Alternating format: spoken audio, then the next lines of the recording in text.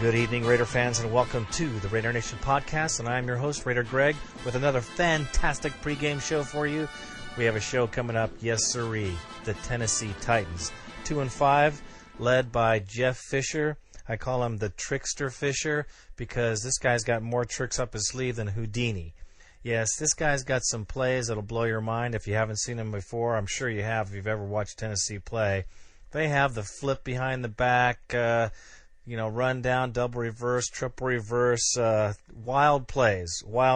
So the Raiders should be looking for something off the wall because he always throws a couple of those in. At the very least, they're entertaining. Most of the time, they're pretty effective, though. So if he has them at the right time in the game, it could really hurt us. I look to the Raiders to be careful for those weird trick plays. Yeah, Fisher is one of those coaches. I have a lot of respect for him. He shoots. He's a tricky coach. He shoots from the hip. He didn't spill any beans on the website that I checked out this week because he went on to say how the Raiders were fast and the Raiders were great and the Raiders are this and the Raiders are that. Didn't say a lot about what they're going to do about it. Of course, he never likes to spill the beans. He is a very tight-lipped coach, unlike some others in the NFL. Now, he's not shown any cards, but I'll tell you some things that have happened. They got Steve McNair back.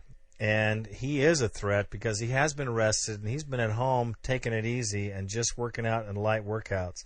The other thing that happened is they got running back Travis Henry back from a 4-game drug suspension. Excuse me, I had to do that. I just had to throw that in. Yeah, Travis Henry got caught with the herb and that's what happened to him. But he's back. They're looking for good things from him, and I expect them to use Travis Henry out of the backfield for those short dump-up passes underneath.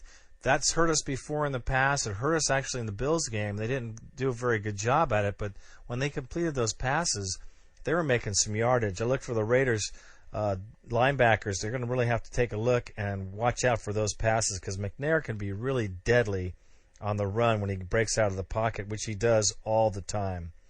Now, what they're talking about on their websites, too, is they want to pressure Collins. You know, they have ability to do that, too. We lost Langston Walker, and I believe Brad Badger's going to take his place. Boy, let me spit that out. Yeah, Badger's going to take his place, and Walker's going to be out for 6 to 8 weeks. He had some time of abdominal bleed, and they did arthroscopic surgery, and they're going to take care of him. But he's going to be out for 6, 8, maybe even 10 weeks. So there you go. And then with the loss of Woodson and Gibson, McNair had even said on his little tape-recorded thing on his website that they were looking to go long and throw the ball. Well, go for it. That's all I got to say because I think our DBs have a great opportunity here, and I think they played very well against the Bills, and I think they can play very well against the Titans because they have young rookie receivers too, which haven't been proven, and they're not very good. And I'll say that just because the record shows it. So I think our DBs, rookie for rookie, can take care of it.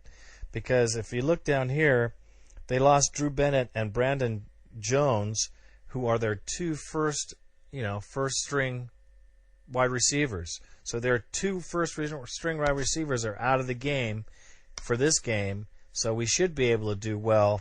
And even though I still am suspect of the secondary, but our defense played well against the Bills. What can I tell you? You got to hope for the best, and I think the guys can raise up to the occasion because we're looking at salvaging our season. If we can salvage our season and get the next couple of games down, we could be actually going somewhere.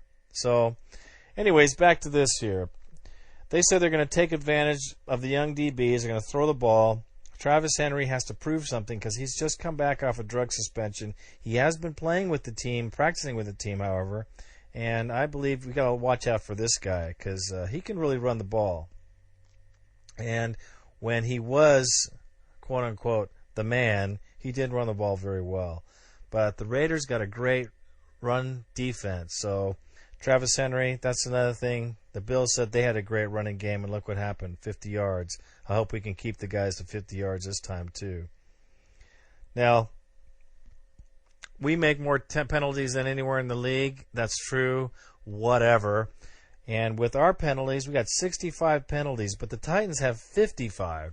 So they're not far behind us in the penalty scheme. And if we can keep the penalties down like we did in this last game, we can do very well against these guys. The other thing about the Titans that they do, which is something they've done throughout and consistent, is turnovers. They have 15 turnovers so far this year, and I think the Raiders should be able to take advantage of this, especially in the front four, being able to cause fumbles. Now, what they're talking about is trying to pressure Collins. Now, they should be able to pressure Collins a little bit. They've got a great defensive line, and they've actually had 22 sacks this year. That's a lot. That's a lot. And one guy in particular had 7.5 sacks. His name's Bosco or something like that. Anyways, I'm not worried too much about that. Our offensive line should be able to handle these guys without too much. But they talked about on their website how Collins has a false sense of confidence after the last game, that he shouldn't feel so confident. Well, I don't know why he feels so confident. We're only 2-4. We're not, breaking down anybody's door. However, we have played well, and if Collins continues to spread the ball around like he has been, I think we've got a great chance to win this game. If he doesn't focus on Randy Moss only like he has in the first couple games, we should be able to get some great yardage. Now, we've lost both of our road games. That's not good, but we haven't lost them by very much. Now, the last time we won a road game was November 28th against Denver in the snow at their house. What a beautiful game that was. I loved it. It was a great game to see, and everybody stepped up to the plate. Now, the last time we played the Titans, we lost 25-20. That's doggone close. We've got a much better team this year. We have a much more cohesive team this year. However, we all given up 228 passing yards per game. And with the loss of Woodson and Gibson, like I said, it's going to stress me out a little bit. But I do think these young guys can step up to the plate. I think we can get some good results from these guys. The defense played very, very well last week, and there's no reason for us not to expect them to play very well against the Titans. This is an absolute winnable game. We need to win these winnable games. We cannot squander the opportunity here to salvage our season, especially right now. It's very important because we're going out on the road for the next 2 games, and we need to have these wins. Of course, we have Randy Moss with 23.5 yards per catch, which is second in the NFL. Gabriel is on fire. Him and Collins are connecting. It's great. Gabriel's had 5 catches in the last 2 games. For 5 catches both games. So that's 10 catches in the last 2 games. So they're connecting very well, and it's a very good thing to see. I know that Porter has been kind of in the background, but don't count him out because he comes out big, and he could come out big in this game or at any moment. The Raiders have a great rhythm. I want to explain. I'll explain this to you guys because I think you guys can understand this. When you were watching the Bills game, if you were at the game or if you were anywhere out of the Bay Area, because you couldn't see the game if you were in the Bay Area, but if you were at the game, you noticed on the first drive of the Bills' drive, they came right down the field, boom, boom, boom, boom, boom, and scored. And, everybody was really stressed out. I was stressed out. My partner, Randy, he was very stressed out. But what I noticed when they came off the field, there was no head down. There was no attitude. There was no negativeness. Matter of fact, when they came off the field, they got high fives from the defense from the offense that went out there to take care of business. There was never a point in that game, in the first part of the game, even when the offense sputtered a little bit and they came off the field, the defense gave them high fives. Everybody was very positive. What that shows to me, Raider fans, is that this team is cohesive. What it shows to me is we have a team. That's a very important concept, Raider fans. We have a team that believes in itself even when it's down. Even when we're not producing, we have guys that are standing up and saying, all right, man, good job. We're going to go out there and do it again. The whole idea of having a team that, is already down in the dumps after the first TD from the other team, that's not a team. And I noticed this about the Raiders. That was a really very interesting thing I saw. And I had to capture it, and I had to bring it to the Raider Nation podcast and share it with you guys because it's very important. That is a very important aspect of being a champion. And I think the Raiders and this team, like I've told you before, have great character, and I think they can carry this right through. So don't count them down, because these guys are high on themselves. They have a team. They're cohesive. They're starting to gel. They're gelling like a felon, as I like to say. Anyways, they've got good rhythm right now. They had a nice win last week, and we don't have a bye, so we don't have that stale period. We can go right into this game, and we should be able to do very well. I don't know if Stone's going to be able to play, but I know Badger's going to take Walker's place. Now, the one thing I'd like to see in this game is Courtney Anderson get some more touches. And the thing I liked about the Bills game, which I noticed only one play, but Zach Crockett came out of the backfield as a fullback and caught a pass, and he made like a 16-yard gain on that pass. I'd like to see a lot more of that other than just Lamont Jordan being the dump-off guy. Collins is going to have to depend on Courtney Anderson and Zach Crockett along with Lamont Jordan to come out of the backfield and go underneath and catch those little balls when we can't make the long ball happen. I hope that Collins is dialed in on this, and I hope he can take advantage of it. The other thing is Zach Crockett, man. He is the man. He's money. I hope they use him more in this game because he's the super 3-yard man. He gets the 2 and 3 yards all the time, and we need to have him pound that thing in there and give Lamont some rest. But I do think that we should be using him out of the backfield much more than we are. Now, Jankowski needs to keep those he needs to kick those kickoffs way into the opposing end zone. I can't harp on this enough. Jankowski, you got to kick it up, brother. You got to get that leg up there, get yourself a bigger pair of pants. I don't know what you got to do, but I'll tell you what, you cannot kick the ball and expect it to land at the 15-yard line and have it land there and not have them gain any yardage. Because when the ball ends up on the 15, 10-yard run back, they're at the 25. 15, they're at the 30-yard line. So, you have to really get that ball out there. Let's have the defense start them way back in their end of the field so that they don't have to work so hard.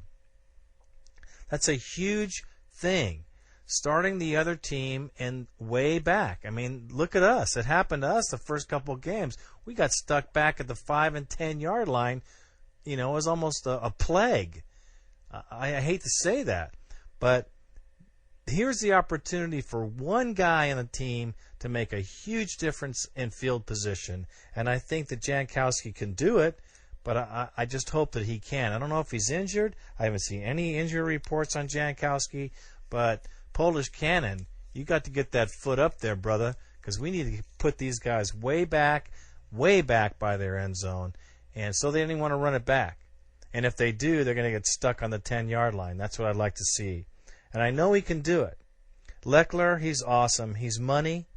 The rest of the players on the defense, Warren Sapp's been playing very, very good. Ted Washington, pressure up the middle. We got to get pressure on McNair. We know he's going to go to the outside. So Burgess, Brayton, Grant Irons, you got to be ready to take him out of the outside because he's going to come out. He's going to come out every single time. So they're going to try that dump-off thing to Brown.